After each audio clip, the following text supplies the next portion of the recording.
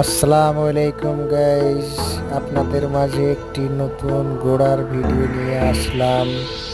আপনাদের যদি ভালো লাগে চ্যানেলটি সাবস্ক্রাইব করবেন এবং পাশে থাকবেন।